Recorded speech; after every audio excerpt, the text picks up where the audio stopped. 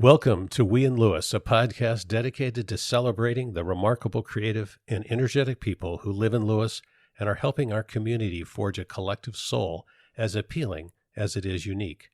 These are their stories in their words. They are the we in Lewes. I'm your host, Kevin McGinnis. Our guest today is Larry Franz. Larry might not be a household name to many of you, but he is in the corridors of power in Washington, D.C. His work for the federal government, specifically the Pentagon, has impacted lives across this country and abroad. As some of you know, Steve Esfandier, our trusted engineer, and I are children of immigrants. In our homes, there was an oft-repeated phrase from our grandfathers and fathers when problems arose. Don't worry, I got a guy. Larry was that guy for generals and colonels for the better part of 3 decades. Yet today, he's known in Lewes as the friendly, mild-mannered guy on the 2nd Street bench outside of Compass Realty, or who drives people to and from the Philly or Baltimore airport. Today's episode is brought to you by the twin restaurants Kindle and Half Full, located in the heart of downtown Lewes. With their beloved menu, American fare with a French influence for Kindle, and gourmet pizza and wine at Half Full, and so much more, they're busy year-round. Keep an eye out for the specials like Tuesday Moule Frite Night at Kindle or Wednesday Wine Night at Half Full, where if you buy a bottle of wine, you get a free pizza. And most importantly for us, the bar at Kindle also serves as the recording studio for this podcast. Larry, welcome to the podcast. Thank you. Good to be here. We're thrilled you'll be able to join us today. How would you explain what you did at the Pentagon? It was a job that took me to places that initially I never knew that I would go.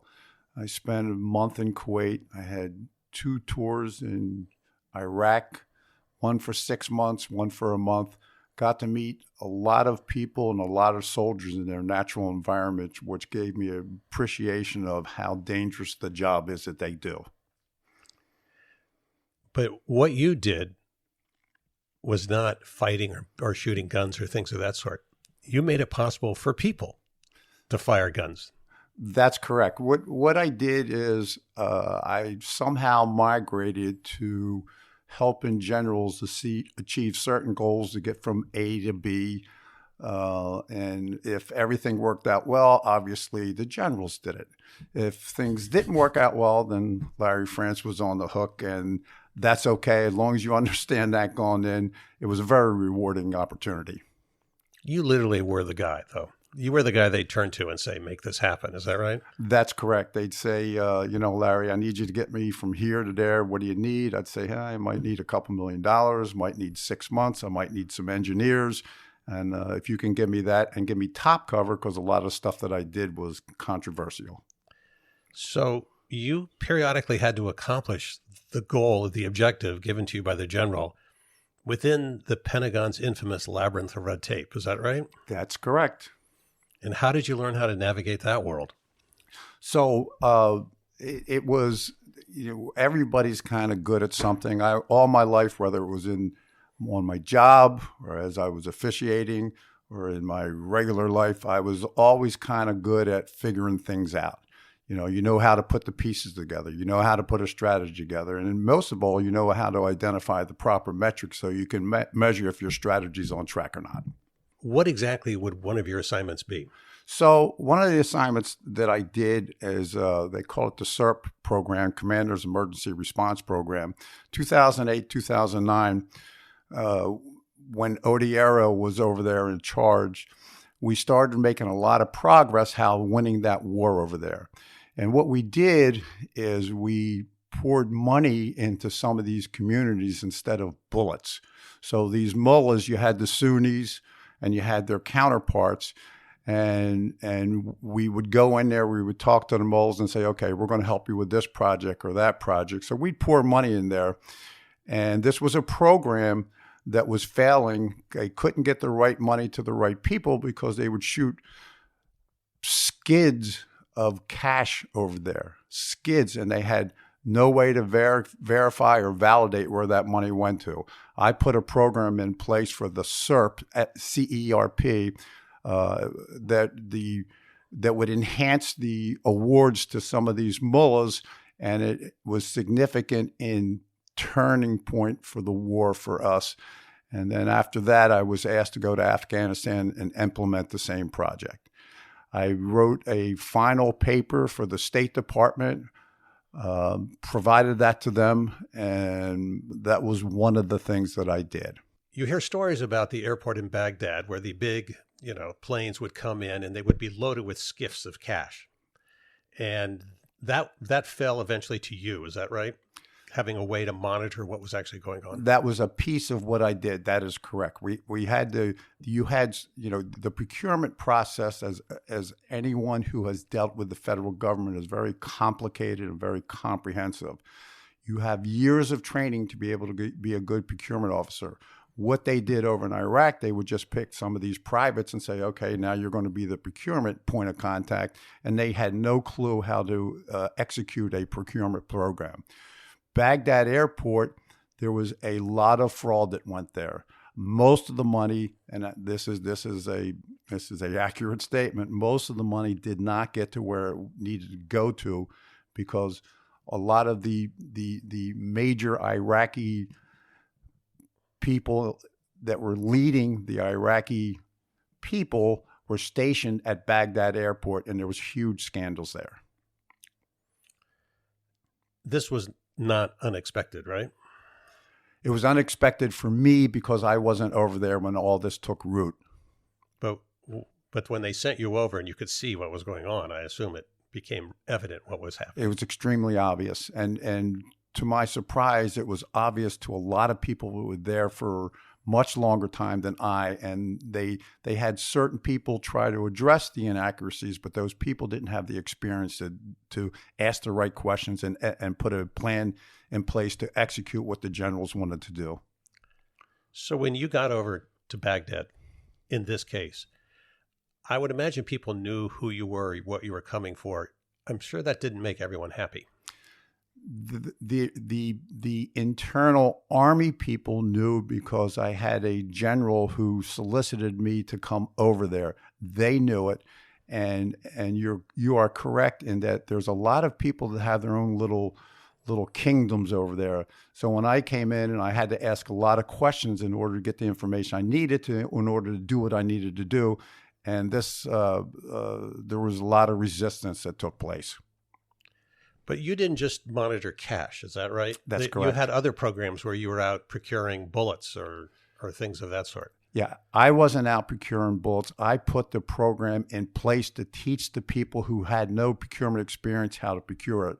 So, for instance, one of the things was that, you have certain factions over there, innate factions over there that fight all the time. And these privates would go in and throw money at these mullahs. They would say, okay, we're going to buy you 1,000 computers for the kids. But because of their inexperience, they didn't ask the question, well, do you have the infrastructure in order to support 1,000 computers? So I ran into that a lot. How did you get into this work?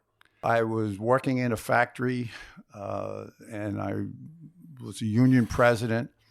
And I said, when I got elected, I says, well, if you want me to be president, I want to take a labor course. I didn't just want the usual, we hate you, you hate us. So I took a labor course, and I forgot how exciting learning was. That was probably 32, 33 when I started going to college.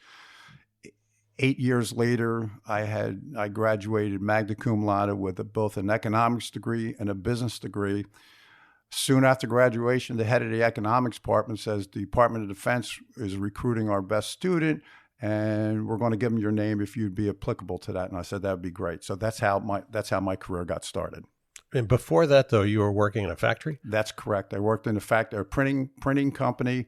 I worked there for 15, 16 years. I did multiple union negotiations. I was on the board for the health and welfare plan, for the pension plan, because unlike most factories and most companies, when I would negotiate a contract, I'd say, I want so much for health because the union was in charge of health, not the company. I want so much for pension because the union was in charge of pensions, not the company. So that's a lot of the stuff that I did, and it was a great learning experience. Did you find that by taking the approach that you took, that you sometimes were better informed than some of the other people at the table? So that's a great question. My first contract, I just started going to college. My first contract that I negotiated, I was embarrassed. By the time the second contract, which we did every 4 years, I had all my economic courses under me, and I made up for that embarrassment. And for the pension plan, we had one of the worst in the country. By the time I got done with it, and with the consultants that we hired, it was one of the top 10 or 15% in the country. And the offers started coming in from the company. They wanted to bring me up to be a supervisor. And I knew their motives were wrong, and I knew it was a short-term fix to a long-term problem. So I declined. So you go from that world over to the Pentagon. Now, did you serve? I did not. So you're going into a world you don't really know Correct. much about. Correct. How did you learn in that world? Trial and error. What I would tell, I eventually was promoted up to division chief, and what I would always tell my younger engineers is that you got to make sure you don't make too many mistakes, because you can have a great career. You make one bad mistake and it's done. If you're fortunate enough, which I was, I made a mistake or two, but it wasn't career ending. And the lessons I learned from those mistakes or two was extremely valuable. Did you end up developing sort of a team that you would use over and over on your different assignments? I did not, because the assignments had very little specificity.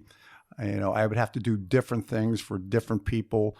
But where I was lucky enough, I had a network where I knew, just like a good basketball coach, you knew the right players to pick that's going to enhance, because I certainly wasn't the smartest guy in the room. That traditionally is one of the keys to management success, is don't be the smartest guy in the room. Well, then I excelled. Could you run us through an example of the sort of thing you did just from the time the general called? So one of the things is that I would act almost as a program manager, okay?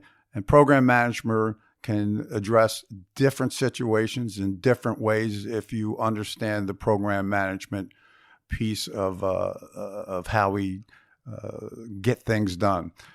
I was lucky enough to be level 3 certified in both program management and acquisition, and anybody that works for the federal government knows I don't care how good you are as a program manager, if the acquisition piece isn't in place, then you're in deep trouble.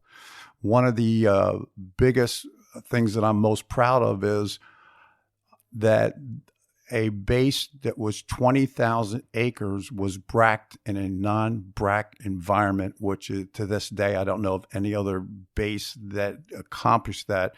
And that was a mission given to me. And that was a strategy that myself and my team developed, we put in place, and we accomplished there was a 20,000 acre base in Milan, Tennessee, and that base was being utilized at about 10-15% capacity. So my question was, why are we spending all this money on a base with that kind of footprint? So I put together the right team, okay, gathered the right facts, and put together a strategy. When you talk about BRAC, this is a base closure issue. That's correct. And these are hotly political issues. Big time. Nobody wants to touch it, because they, especially if it's in their district. I've seen politicians. Grassley's a perfect example of what's going on up in Iowa. They'll call all the chips in. Well, for their communities or their state or their district, it's a big deal. Well, it's a big deal because they're when Milan, Tennessee's out in the middle of nowhere, the base in Iowa's out in the middle of nowhere. So jobs out in the middle of nowhere are very precious. Right. So it's a big deal. Plus the economy, because they're getting guaranteed funds from the Department of Defense.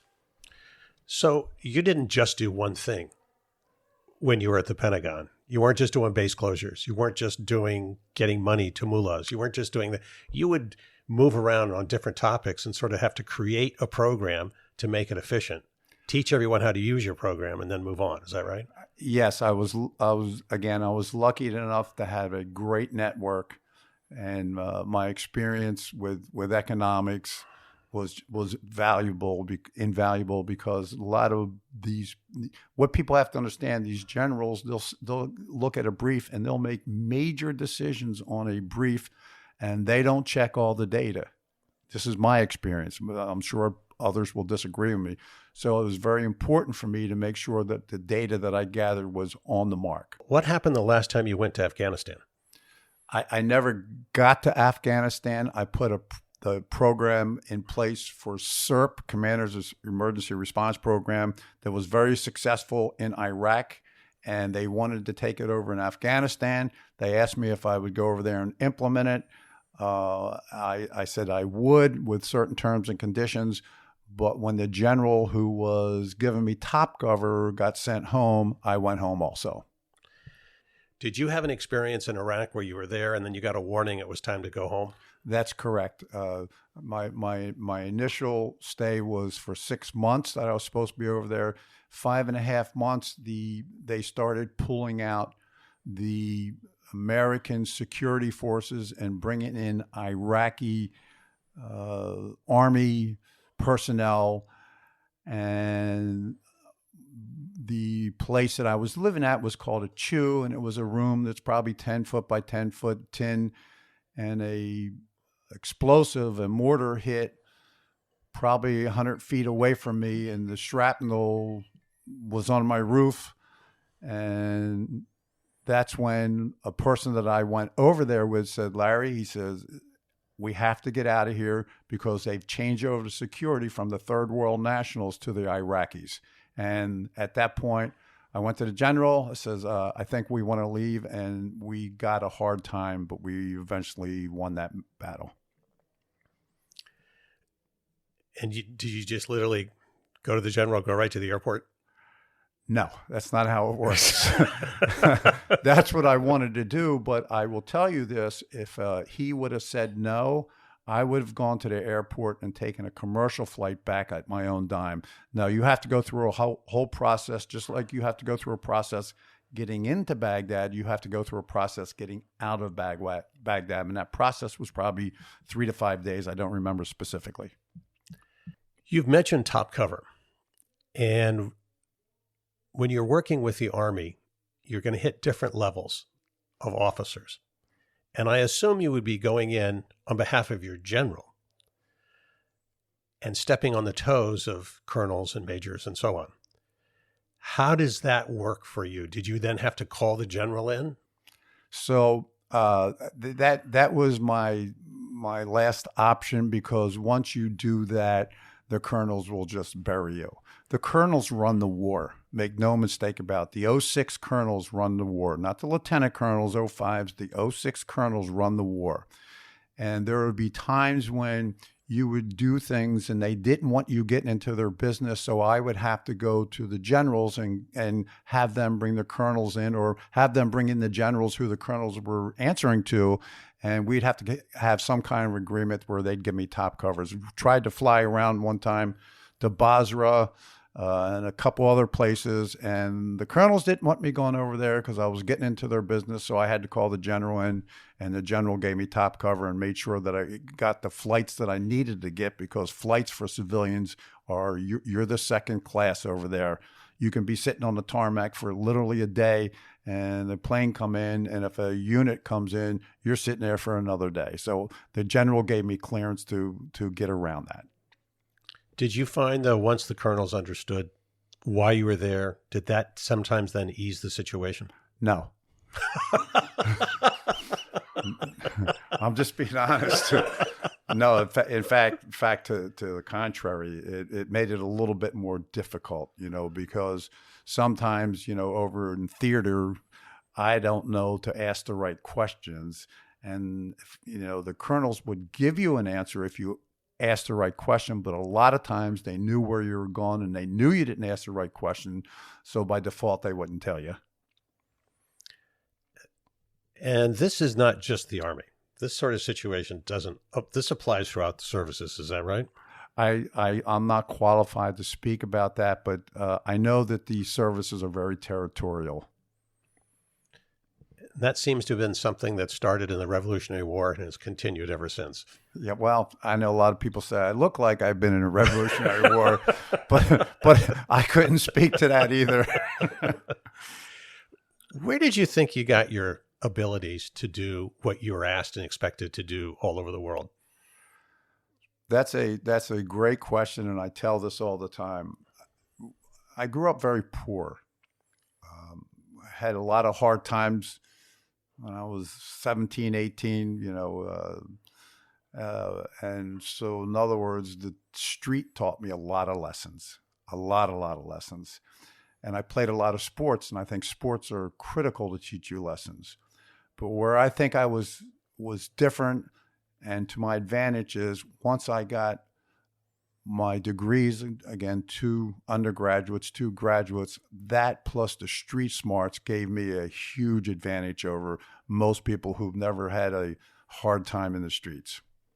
My father, I didn't see a whole lot of him.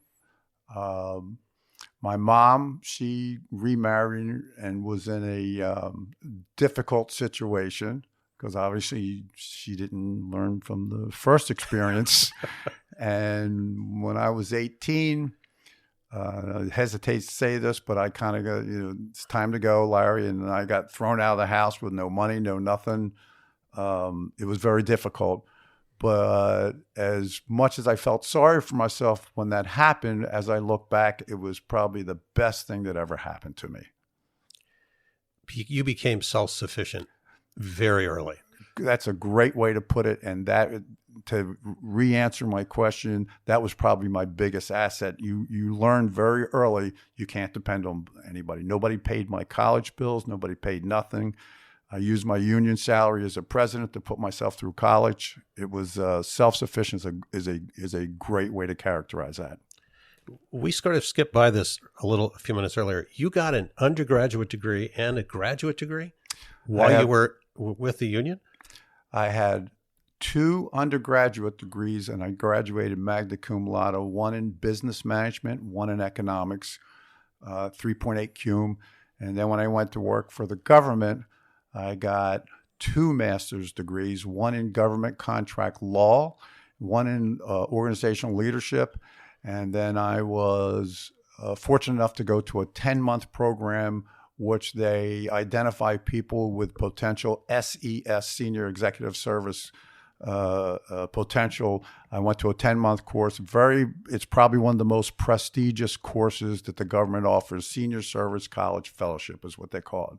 So, and for those who don't know, the SES is sort of it's a special group. It tends to be the best people across the government. I mean, so you'll have SES people at state, at the Pentagon, at the Department of Labor, O&B, and so on. Is that right? SES, simply put, is the civilian equivalent to a general. And just like a general, the SESs have different levels. So you're correct in your analogy. It's interesting that in most war spy movies, there's almost a stock character who can work the bureaucracy and the technology, navigating behind the scenes so that the hero can save the day. Tom Cruise's Nathan Hunt would never be able to get outside the door without Ving Rhames' character, Luther Stickle. I'm just guessing there's some truth with this stock character. Well, you're putting me on the spot to be egotistical. So you have 3 people sitting in this room with you who are egotistical 24/7. So join the party. Sorry. It was, my job was supposed to be division chief to do this and that, but I migrated over to kind of doing special projects for these generals and other people in the program executive office. And I'll just say that I was kind of okay at it, as witnessed by the fact that I've been asked time and time again after I'd finished one project to start another one. Larry, you're here surviving, bending, maneuvering all through the Pentagon. So today, when you encounter reluctant bureaucracies, it must be child's play for you. Is that right? It really baffles me how inadequate some of these people that everybody looks up to for expertise it just baffles me, some of the decisions they make, and some of the things that they say that are not based on facts. It bothers me even into retirement. It still bothers me a lot. So you get upset just like the rest of us? I do, big time, and probably upset more because I understand a little bit more than the average person what's going on. You mentioned that you were a referee. How did that get started? I've played sports all my life, and I love basketball, and I started being a referee. And once I started being a referee, you start out in 7th, 8th grade, you move up, then you get to high school, then you get state games if you're good enough. And it's one thing that I just had a knack at. I was just, in my opinion, an official, you can't teach an official to be a good official. You either have it or you don't have it. I had great peripheral vision, which I've had many coaches say to me, how did you see that? Your head was pointed this way and you saw that. And I was fortunate enough to be one of 5 officials in both Pennsylvania, out of 9,000 in both Pennsylvania and Jersey, to have state games in both states. I was very lucky. Were you able to see all of the court? Because I think one of the problems that people who've played a sport and done well at it is that they watch the game like they played the game. So they don't watch everything. They watch certain things, and you miss a lot. So if you ask a lot of the coaches, they'll tell you yes. but if you miss a lot, you don't get state games. And I had state games every single year. After a while, did the coaches treat you well? They respected me more. I was usually the lead official. And one of the big characteristics you have to have as a good official is how to handle controversial situations. So I was in a final state game one time. In a final league game one time. And the coach was going crazy. The crowd loved him. He was one of these guys that's been there for years. And I walked over to him and I says, okay, you got 5 seconds. Yell at me, do whatever you want to do, but then we're done.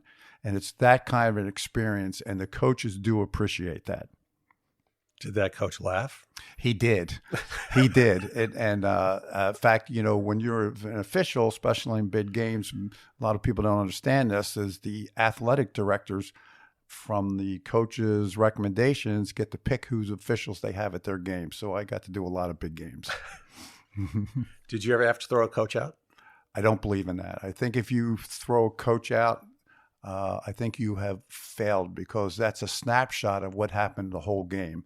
So if you have mismanaged the game, the whole game, and it comes at a point that you're now going to have to pay the price, then in my opinion, that's a failure on the official, not on the coach. I've never thrown a coach out. Never. I don't believe in technical fouls either.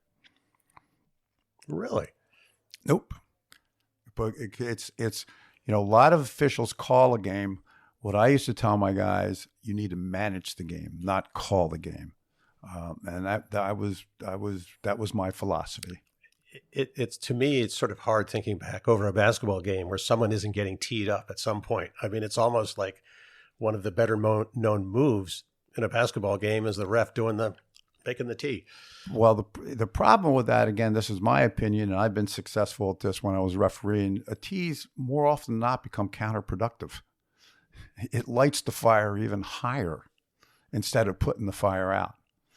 So again, managing a game, in my opinion, covers the ability to call a tee or not, the ability to throw a coach out or not, the ability to talk to a player who gets a little crazy. So you don't want their best player thrown out. So I think it's your job to manage it, to kind of explain to him what the consequences will be if he keeps it up.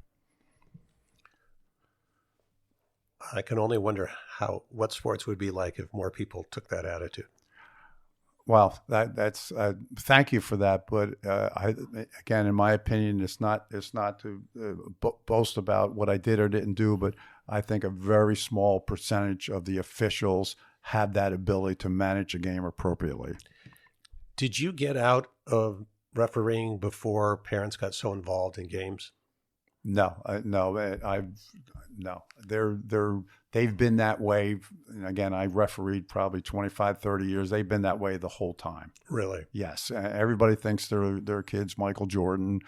And the problem is most parents, especially in a heated contest, don't understand the rules, and they make comments and they get all crazy based on things that they don't know that they think they know. Did you ever throw a parent out? Never. Larry, were you refereeing while you were working at the factory and at the at the Pentagon, or both? Both. I started when I was working in a factory, and then when I went to work for the Department of Defense, I continued to referee for another 20, 25 years. A lot of people know you as the guy sitting on the bench outside of Compass Realty, quietly and calmly. In reality, has this spot allowed you to learn a lot about this town and the people who live here? So as a new resident, there's, in my opinion, many ways to embed yourself into the town. You can volunteer for some of the many committees. You can sit on the bench and have conversations that are just unbelievable to me. And the conversations that I had on the bench is what gave me the insight to how much talent it lives in Lewes. It's just, there's an unbelievable amount of talent in Lewes.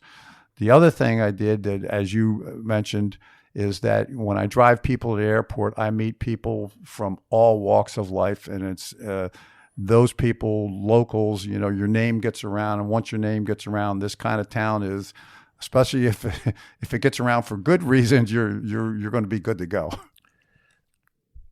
So, in addition to everything else you're doing, you started a shuttle company or shuttle service that's both medical and air travel. Is that right? That's correct. I'll drive you anywhere, any place, anytime. But I use your vehicle, which is the little twist that I put, because I charge like half price of what you would pay Uber or some other commercial entity. And that takes a lot of time. Sometimes those drives driving up and back to the Philly airport. That's a good chunk of the day. So how did you get into this? So how I got into it, there was just one resident, elderly lady, and she needed a ride to the airport, and she asked me if I would take her. And I said, yeah, okay, because, first of all, I'm retired, and I've always tried to give back to any community. And she was a pretty popular person in Lewes. So I drove her there, and probably a month or two later, she told all her buddies, and I get calls all the time now. I have an ad in the newspaper, but I'll bet you 80 to 90% of the people that I drive to various places are from word of mouth from downtown Lewes residents. Why do so many people feel comfortable talking to you? Well, initially, they don't talk to me in depth about anything. But after about an hour, when we do start conversing, I can usually expand on the conversation in pretty informative manner. Then when I tell them I was a retiree from the Department of Defense, it gives them a air of feeling comfortable that they're with somebody that they can trust and hope that they'll do the right thing, because you have to understand that I'm driving their vehicle and they've never seen me before, taking it back to their house, putting it in their garage. Once I take the customer once, I don't even have to worry about that stuff anymore. So I was driving a client a month or two ago. It was 3 or 4 days before the bombing took place in Iran for their nuclear facilities. And about 3 or 4 days before that, she was heading to China. And she had to make a stop in Qatar before she went to China. Having worked for the Department of Defense, I understand some of the issues that take place when we're about ready to, when we set the theater for an attack, and her plane got canceled, and she got pretty upset. And I said, it was probably because they're shutting the airspace down in Qatar. And that happened to be exactly what happened. And she was pretty frustrated. She did some cursing at certain people, not me. And after I told her that, she kind of calmed down, and we turned around and went home. I've been intrigued watching you on that bench. Do you think there's a lot of information that's available to all of us if we're just willing to take a break from running around, sit quietly in the same place, and Steve, what's the legal term? Shut up. So, so I think, in my opinion, I don't think it's that they're so busy running around, so busy doing other things. I think the fact is that people are afraid to have a conversation, an open and honest conversation with other people, especially they're afraid to initiate that. And that's maybe where I've been lucky enough. I'll talk to anybody about anything at any time and get slammed a lot. But I think that's the issue. People are very to themselves here. They have their, they only talk to certain people and they don't reach out. I'll reach out to anybody. And you've had a whole career that is, your success is dependent upon your ability to read people. Absolutely. Emotional intelligence, in my opinion, is the most advantageous characteristics you can have when you're dealing with the public. There's a little management trick that I learned a long time ago. We would go into meetings and we knew they were going to be controversial and sometimes heated. So if there was 10 people, for instance, you need to be able to read that room. My boss told me, he says, we have a meeting tomorrow at 9:00. I want you at the table at 8:00 and just wait for everybody. And it kind of befuddled me why. And I sat there and I watched all the interactions of people when they first came in. And those interactions, when we had the meeting, then you could see that, Joe, who was buddies with Tom when they first came in, you understood that, their opinions were usually together. It was almost like groupthink. Okay. But it was a lesson. The one time when I was in this senior service college fellowship program, we talked to the chief of staff for Reagan, and he was telling us about the divide. And I asked him why the divide. They said the people don't talk anymore. So later on that day, our group went and we saw the Senate come into the chambers. And on one side was all the Republicans, one side all the Democrats. Before the meeting started, nobody came together to talk to each other. So there was a real live example, we were told a couple hours before we went and observed that. You shared with me a picture of you sitting on a deck chair on a University of Delaware research vessel off the coast of South Carolina. What were you doing? Or maybe just as important, how the hell did you pull this off? So again, I talked to a lot of people, and I've been trying to I'm fascinated by the sea. I love the ocean. That's why I love living in Lewes. But we went to Coast Day, which we had one here yesterday, and you could go on the research vessel and you could go through it. And the person in charge of it, I got to talking to him, and I said, hey, I'd be interested in working here and all that. And then he called me and said, would you be willing to be a cook? I said, not on the first trip, but I said, well, I'll do the assistant cook, which AKA means you wash dishes and set the table. And so I kind of did it, and he called me up and I did it. And I was out there 6 days. Got to talk to a lot of PhD people on the boat. It was really fascinating. They did offer me a full-time job, but I declined it because I didn't want to work as many hours as they wanted me to work. What were they studying? So one of the PhDs, they dropped a probe off a year before, 100, 150 miles off the coast, and it malfunctioned. So they were out there trying to find the probe. And they found that they did find the probe. It was amazing. It was like 200 feet of water a year later, and they had this equipment, and it was kind of pretty ingenious. And they found the probe. To answer your direct question, they were measuring the methane in the water, because they said that the methane was getting to the point that it's going to be significant issues if we don't do something to correct it. That's as deep as I can go into that, because I'm not a scientist. What intrigued me about the photo is someone took a picture of you, and you're sitting exactly the same way you sit on that bench on 2nd Street. And you look totally relaxed, and you look very much at home.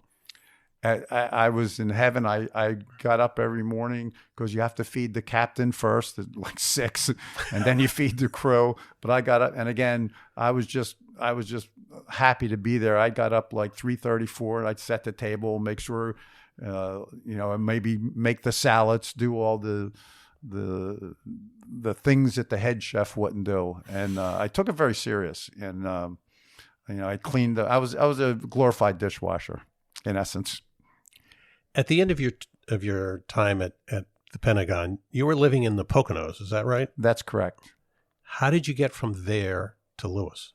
So my office was in Picatinny Arsenal in New Jersey. But at the time COVID had hit in 20, I was down here in Lewes, and we were doing a lot of telecommuting.